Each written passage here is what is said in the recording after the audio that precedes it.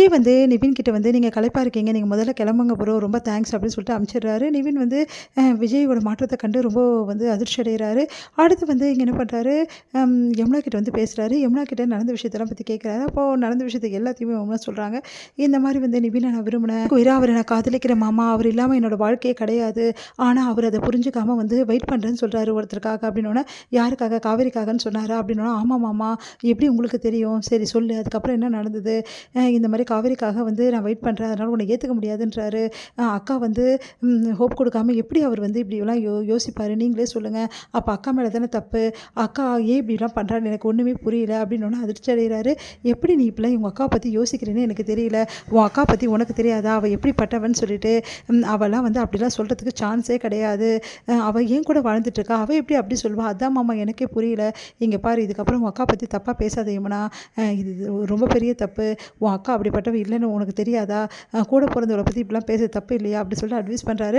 அடுத்து வந்து சாரி மாமா, வேறு வழி இல்லாமல் தான், அதனால தான் வந்து அவர் ரொம்ப டென்ஷனாக இருந்தாளா, இந்த வாரம் ஃபுல்லாக அவ்வளோ டென்ஷனாக இருந்தா, இதுக்கெல்லாம் காரணம் நீ தானா அப்படின்னு சொன்னோன்னா, அது வந்து மாமா இங்கே பாரு, இதுக்கப்புறம் வந்து இந்த மாதிரி வேலையெல்லாம் வந்து பண்ணாத, நிவின் வந்து பிடிக்கலன்னா, அவர் பிடிக்கலன்னு சொன்னாலே விட்டுரு யமுனா, பிடிக்காதவங்களை வந்து இந்த மாதிரிலாம் கட்டாயப்படுத்த ரொம்ப பெரிய தப்பு, அதை விட்டுட்டு வேலையை பாரு, மூவ் ஆன் பண்ணிவிடு அப்படின்னு சொன்னோன்னே, நான் மூவ் ஆன் பண்ணி தான் இருந்தேன் மாமா, ஆனால் அவர் கொடுத்த அன்பு அப்படி, அதெல்லாம் மறந்துடு யமுனா, இதுக்கப்புறம் உன் வாழ்க்கையை நீ நல்லபடியாக அமைச்சுக்கிறது தான் உனக்கு நல்லது. இல்லை மாமா, அக்கா வந்து நான் சொல்கிறேன்ல, அக்கா மேலே எந்த தப்புமே இருக்காதுன்னு சொல்லிட்டு நிவின் அப்படி சொன்னால், அதுக்கு அக்கா என்ன பண்ணுவா, அவர் ஏதோ தப்பாக நினச்சிட்டு சொல்லிட்டு இருக்காரு, அதை நான் பார்த்துக்கிறேன், இதுக்கப்புறம் நீ டிஸ்டர்ப் ஆகாத, அக்காவை தப்பாக நினைக்கக்கூடாது, இதுக்கப்புறம் காவேரிக்கிட்டே நீ நல்லபடி பேசணும் அப்படின்னு சரிங்க மாமா அப்படின்றாங்க.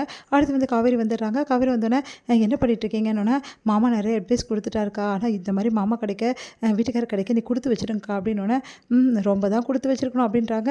ஐயோ, இவருக்கு இன்னும் கோவம் போல இருக்கே, இப்போ வேறு விஷயம் தெரிஞ்சு போச்சு, என்ன பண்ண போகிறான்னு தெரியலையே அப்படின்னு சொல்லிட்டு யோசிக்கிறாரு.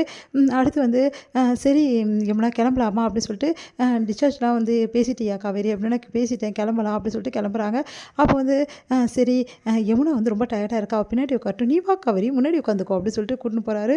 இதுக்கு ஒன்றும் குறைச்சல் இல்லை அப்படின்னு சொல்லிட்டு காவேரி ஏறுறாங்க. அடுத்து வந்து இங்கே என்ன பண்ணுறாங்க, காவேரி நல்லா உனக்கு டயர்டாக இருந்தால் படுத்துக்கூடா அப்படின்னு சொல்கிறாங்க.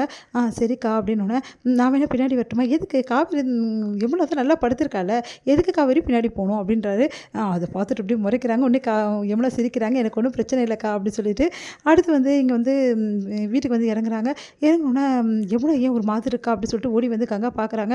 இல்லை அவளுக்கு கொஞ்சம் உடம்பு சரியில்லை, அதான் அப்படி இருக்கா, டாக்டர் கிட்ட கூட்டின்னு போயிட்டு வந்திருக்கோம், இப்போ பரவாயில்ல அப்படின்னு சொல்லிட்டு விஜய் வந்து சொல்கிறாரு. விஜய் வந்து தப்பாக நினைக்காதீங்க, நான் கூட்டிகிட்டு போயிட்டேன்னு சொல்லிட்டு, அதெல்லாம் ஒன்றும் இல்லைங்க, இதில் என்ன இருக்குது அப்படின்னு சொல்லிட்டு கங்கா சொல்கிறாங்க. என்ன யமுனா ஏன் ஒரு மாதிரி இருக்க, ஏன் டயர்டாக இருக்க அப்படின்னா, அதெல்லாம் ஒன்றும் இல்லை அப்படின்னு சொல்லிட்டு யமுனா சொல்கிறாங்க. அடுத்து வந்து வீட்டுக்கு கூட்டின்னு போகிறாங்க. இப்போ பரவாயில்லையா, ரொம்ப உடம்பு சரியில்லை, அதனால தான் அப்படி இருக்கா அப்படின்னு சொல்லிட்டு வீட்டுக்கு கூட்டின்னு போகிறாங்க. ரொம்ப தேங்க்ஸுங்க யமுனாவை பார்த்துக்கிறதுக்கு அப்படின்னோடனே, இதில் என்னங்க இருக்குது, ஏன் மச்சின்ச்சி நான் பார்த்துக்க மாட்டேனா அப்படின்றாரு. அதெல்லாம் பார்த்து பார்த்து செம்ம கடுப்பாகுது காவேரிக்கு. இப்போ மச்சின்ச்சின்னு சொல்கிறாரா அப்படின்னு சொல்லிட்டு, அடுத்து வந்து சரி சரி நீங்கள் டயர்டாக இருக்கீங்க, நீங்கள் போங்க, யமுனாவை நாங்கள் பார்த்துக்குறோம் அப்படின்னு சொல்லிட்டு அவங்கள அனுப்பிச்சிடுறாங்க. காவேரி வீட்டுக்கு வராங்க. காவேரி வந்து என்ன பண்ணுறாங்க, நான் ஃப்ரெஷ்ஷப் ஆகிட்டு வரேன், ரொம்ப டயர்டாக இருந்தா அப்படின்னு சொல்லிட்டு போக பார்க்குறாங்க. உடனே வந்து விஜய் வந்து கையை பிடிக்கிறார் காவேரி அப்படின்னு சொல்லிட்டு, என்ன அப்படின்னு சொல்லி கேட்டோன்னே, நைட்டு நான் வரலன்னு என் மேலே கோவமா அப்படின்னு சொல்லிட்டு கேட்குறாரு. இதில் என்னங்க இருக்குது, உங்கள் மேலே கோவப்பட நான் யார், ஏன் காவேரி மறுபடியும் பழையபடி ஆரம்பிக்கிற, ப்ளீஸ் காவேரி அப்படின்னோடனே, இங்கே பாருங்கள், நான் எதுவும் பழையபடி ஆரம்பிக்கல, நீங்கள் ஆரம்பித்து வச்சது தான் இவ்வளோ தூரம் வந்திருக்கு. உடனே யோசிக்கிறாரு.